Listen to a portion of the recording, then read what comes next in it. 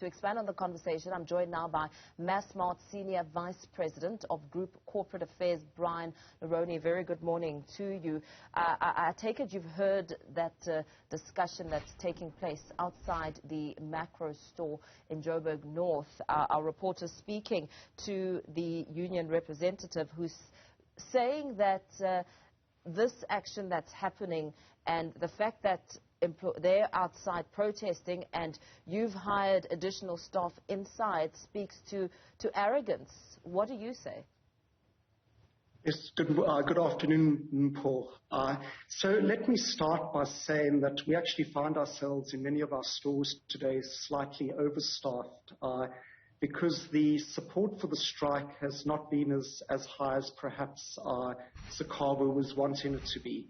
And to give you some basic statistics, at Game, for example, we have 94% staff attendance nationally. At our Cambridge stores, we have 98% attendance nationally, and Builders has 93% attendance nationally.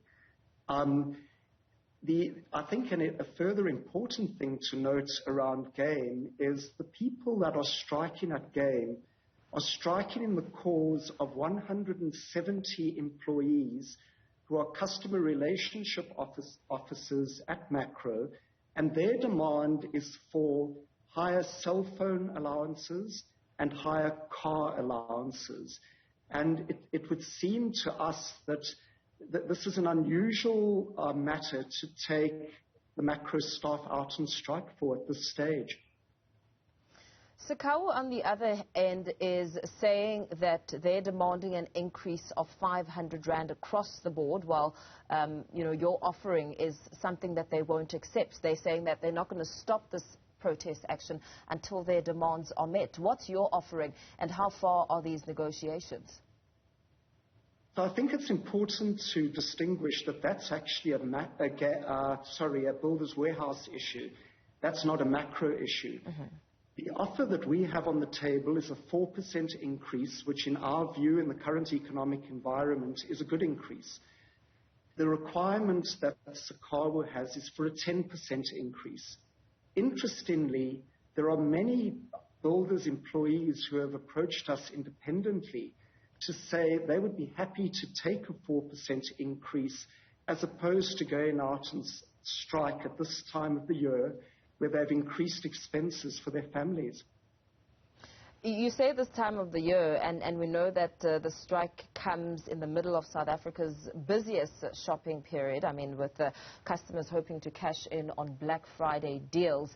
You speak about being overstaffed. How is this now impacting the direct customer? Yes, so I didn't say we were overstocked, I said we were overstaffed. In other words, we had more staff today in our stores than we typically have in our stores.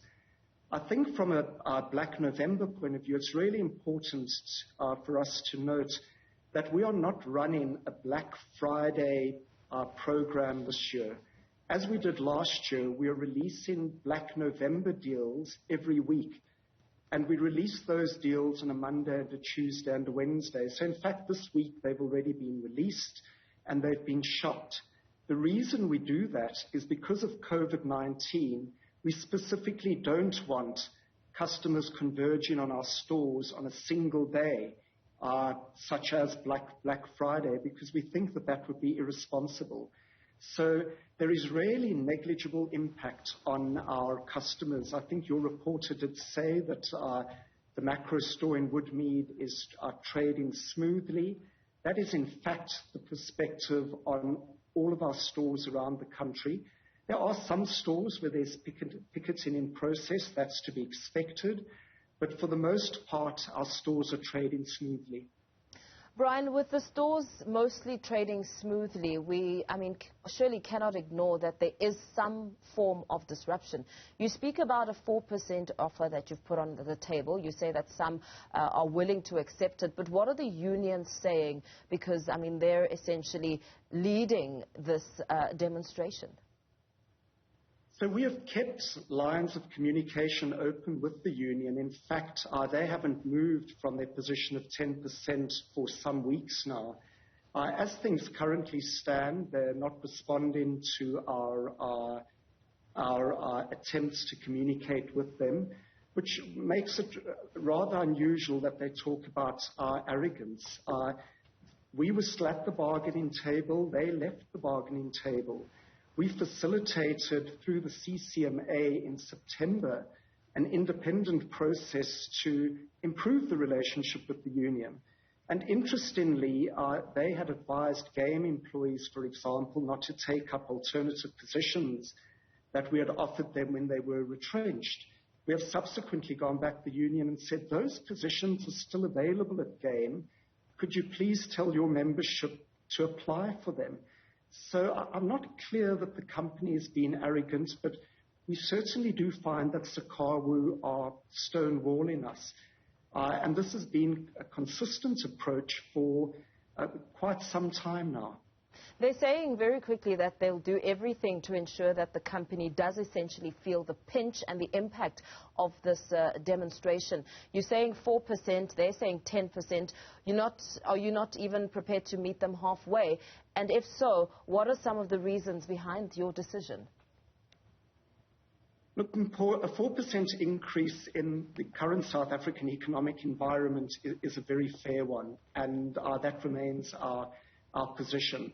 I think, though, what is important is that no one wins in a strike action. It's clearly in everyone's interests to resolve this dispute, and we are in communication with SACCAWU to understand how we can resolve it, but they're not responding to that communication.